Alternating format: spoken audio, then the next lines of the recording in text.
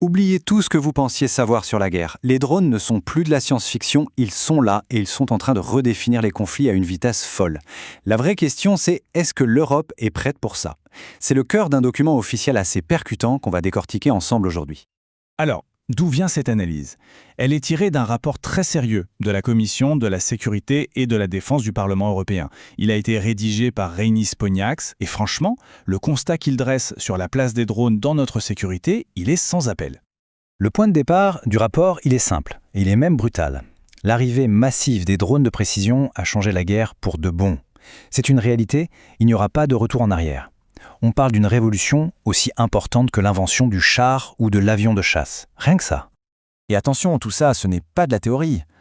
L'électrochoc, le moment où tout le monde a compris, c'est bien sûr le conflit en Ukraine.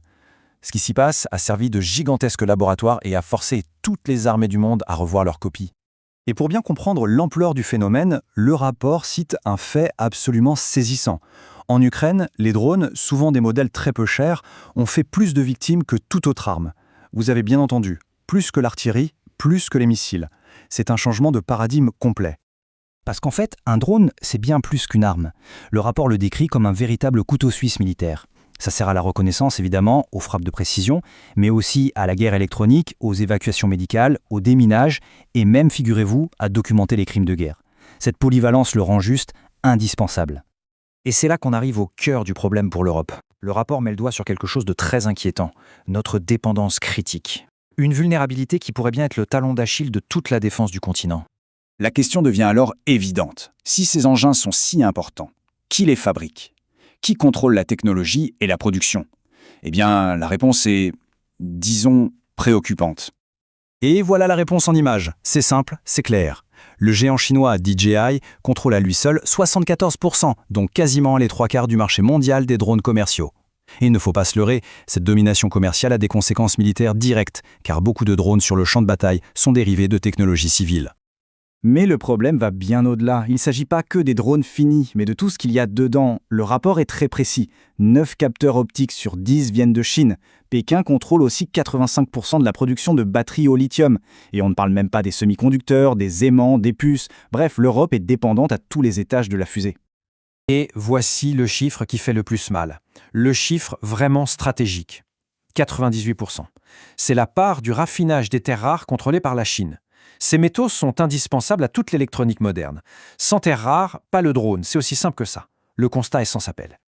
Le point crucial, c'est que cette dépendance n'est plus une simple question économique. Le rapport note que Pékin a déjà commencé à restreindre l'exportation de ses composants. Autrement dit, ils utilisent leur monopole comme une véritable arme géopolitique. La chaîne d'approvisionnement est devenue un champ de bataille. Bon, le diagnostic est posé, il est alarmant. Alors on fait quoi? Heureusement, le rapport du Parlement ne se contente pas de lister les problèmes. Il propose une véritable riposte stratégique, un plan d'action qui s'articule autour de 3 grands axes. Ces 3 piliers, les voici.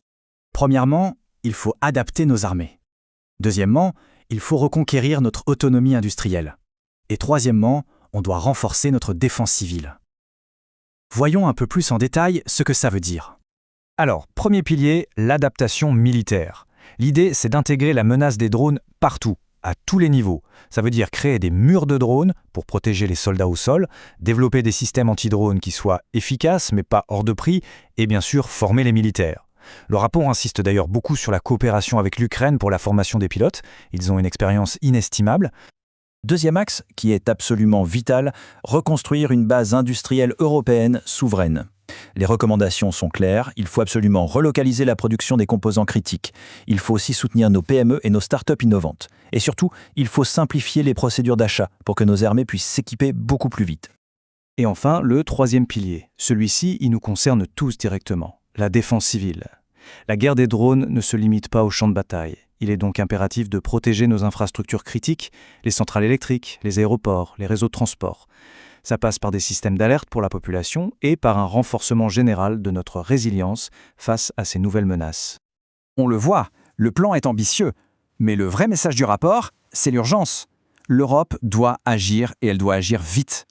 On est engagé dans une véritable course contre la montre pour combler un retard stratégique qui pourrait nous coûter très cher.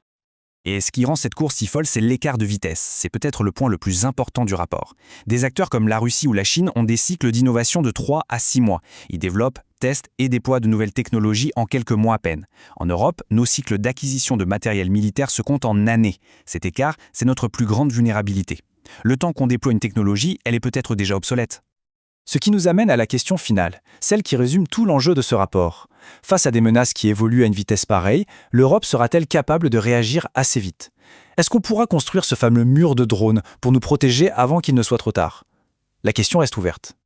Voilà pour notre décryptage du rapport du Parlement européen sur la guerre des drones. Si ce genre de plongée dans les documents officiels vous intéresse, la meilleure chose à faire, c'est de vous abonner à Rapport en clair et d'activer la petite cloche pour ne rien manquer. On se retrouve très vite pour une nouvelle analyse.